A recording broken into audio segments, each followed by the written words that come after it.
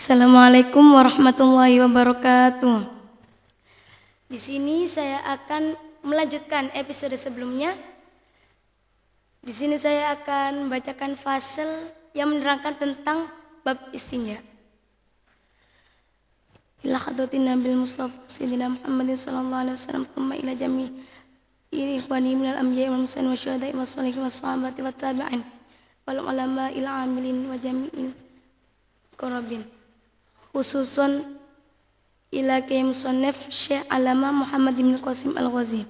Syekh lillahi laumul Fatihah. A'udzu billahi minasyaitonir rajim. Bismillahirrahmanirrahim. Qala al-mu'allifu rahimallahu ta'ala wa nafa'ana bihi wa bi ulumi fid dharain amin. Bismillahirrahmanirrahim. Faslun. Wal istinja'u wajibun minal bauli wal ghaiti wal afdalu ayyastanjiya bil ahjari thumma yatbi'aha bil ma'i. Bismillahirrahmanirrahim. Faslun utawi iki iku fasal. Wal istinja'u utawi istinja wajibun iku wajib minal bauli saking metune oyo wal ghaiti lan ghaid. Wal afdalu utawi perkara kang luwih utama iku ayyastanjiya nyeto istinja sapa mustanji bil ahjari kelawan pira-pira watu. Tsumma yatbi'a mongko nuli kari-kari muren sapa mustanji ha ing ahjar bil ma'i kelawan banyu. Bismillahirrahmanirrahim. Fasal ini menjelaskan tentang istinja, yakni bersuci setelah melakukan hadas kecil dan hadas besar. Jadi istinja itu hukumnya wajib setelah mengeluarkan air kencing dan berak. Adapun yang paling utama beristinja ialah dengan menggunakan batu kemudian disusul dengan menggunakan air. Jadi cara yang pertama ialah dengan menggunakan batu terlebih dahulu kemudian diikutkan dengan menggunakan air. Wa yajuzu ayyaktasira 'alal ma'i aw 'ala thalathati ahjarin yungki bihinna al-mahalla. Fa idza arada al-iktisara 'ala ahadihima fal ma'u afdalu. Wa yajuzu lan wenang apa ayyaktasira nyeto ngringkes sapa mustanji 'alal ma'i ing atase banyu au 'ala thalathati ahjarin utawa ing atase telu pira-pira watu. Yungki kang iso mbersihaken apa mak bihina kelawan salah satu ajar al-mahalla ing panggonan kang kena najis. Fa idza arada maka dalam nalika ning ngarepaken sapa mustanji al-iktisara ing ngringkes ala ahadihima ing atase salah sijine mak lan salah satu anjar fal ma'u maka utawi banyu afdalu iku luwih utama. Jadi boleh bagi si mustanji itu meringkas dengan menggunakan air atau dengan menggunakan 3 batu asalkan bisa membersihkan tempat yang terkena najis tersebut. Akan tetapi yang lebih utama ialah dengan menggunakan air untuk membersihkan tempat yang terkena najis tersebut. Wajtanibu lan ngetoi sapa mustanji istiqbalal qiblati ing madhep kiblat wastidbaroha lan mungkuri kiblat fisokhroi ing dalem ora-ora. Wajtanibu lan ngetoi sapa mustanji albaula ing ngoyo filmai ing dalem banyu arrokiti kang meneng. Wata tasyajaroti lan ing dalem ning sore wit almutmirati kang wa. Wa fit tariq lan ing dalem dalan wadhilli lan ing dalem yup-yupan wathaqbi lan ing dalem bolongan. Walai takallamu lan ora guneman sapa mustanji alal bauli ing atase nalikane nguyu wal ghaiti lan ghaid. Wala yastaqbilu lan ora madhep sapa mustanji asyamsa ing srengenge wal qamara lan ing rembulan.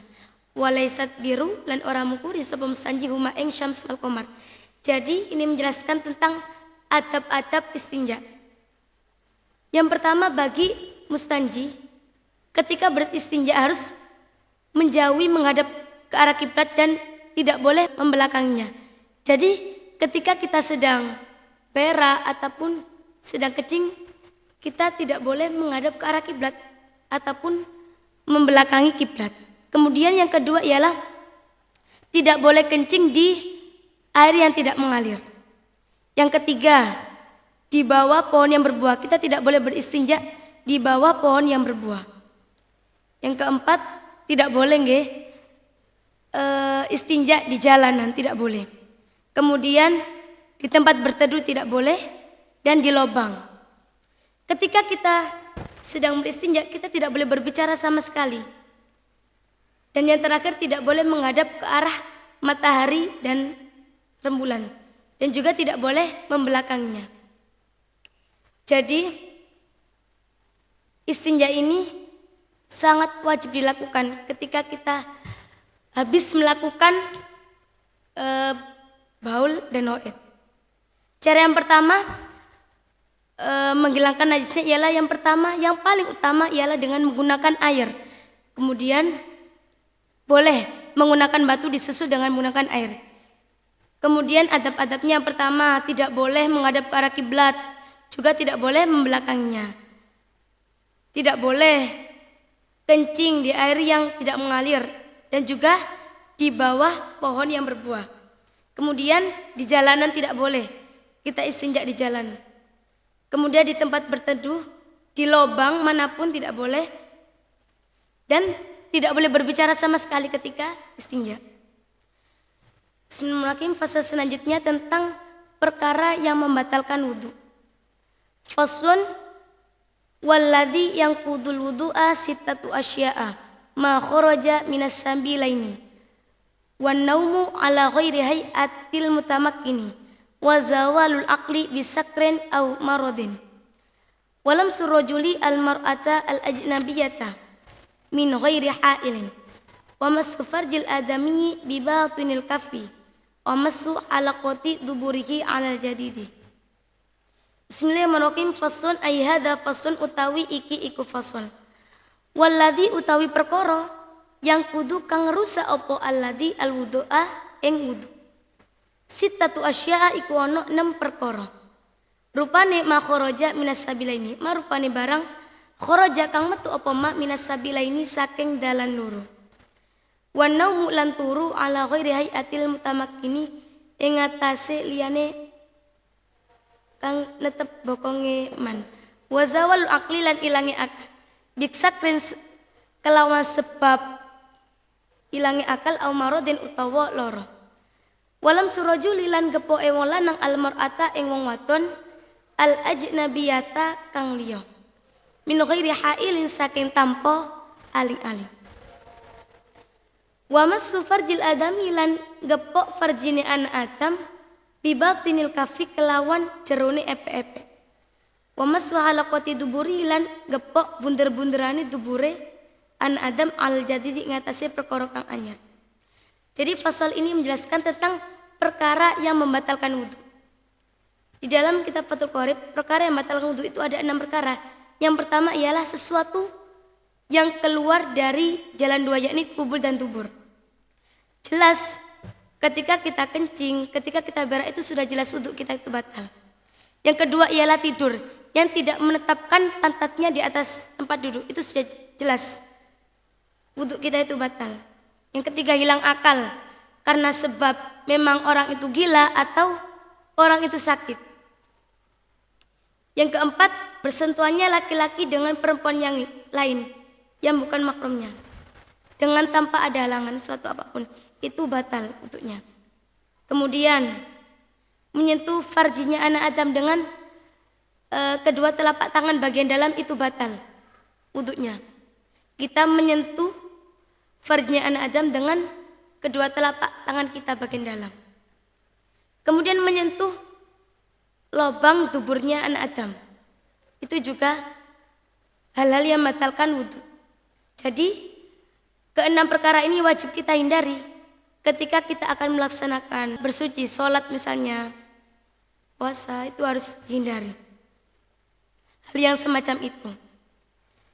Kemudian fasal yang menjelaskan tentang perkara yang mewajibkan mandi. Bismillahirrahmanirrahim. Faslun walladzi yujibul husla sittatu asya'a thalathatun tashtariku fiha ar-rijalu wan nisa'u wa ya iltiqaul khitanaini wa inzalul maniyyi wal mautu. Wa thalathatun tatasubiya an-nisa'u wa hiya al-haidu wan nifasu wal wiladatu. Bismillahirrahmanirrahim. Fasun ayada fasun utawi iki iku fasul suwiji walladhi utawi perkara yujibu kang majibaken opo alladhi al-husla ing atus. Sittatu asya'a iku ono 6 perkara.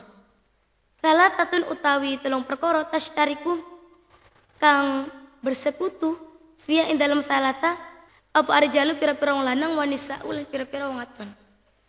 Waya utawi thalatha iltiqal khitanaini iku tetemune sunatan loro. Wa inzalul mani lan metune mani wal mautu lan mati. Terlebih dahulu kita membahas tentang perkara yang mewajibkan mandi.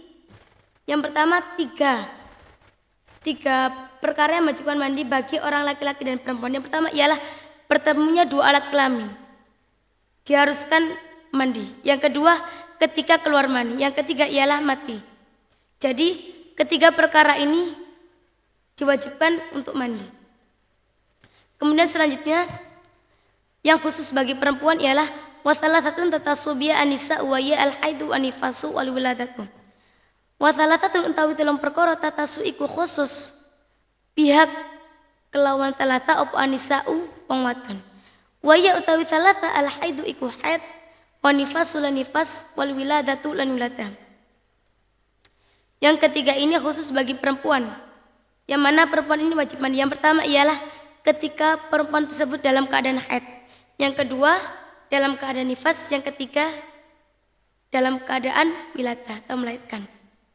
Sekian dari saya pembahasan tentang istinja, tentang perkara yang membatalkan wudu, tentang perkara yang mewajibkan mandi. Sekian dari saya. Wassalamualaikum warahmatullahi wabarakatuh.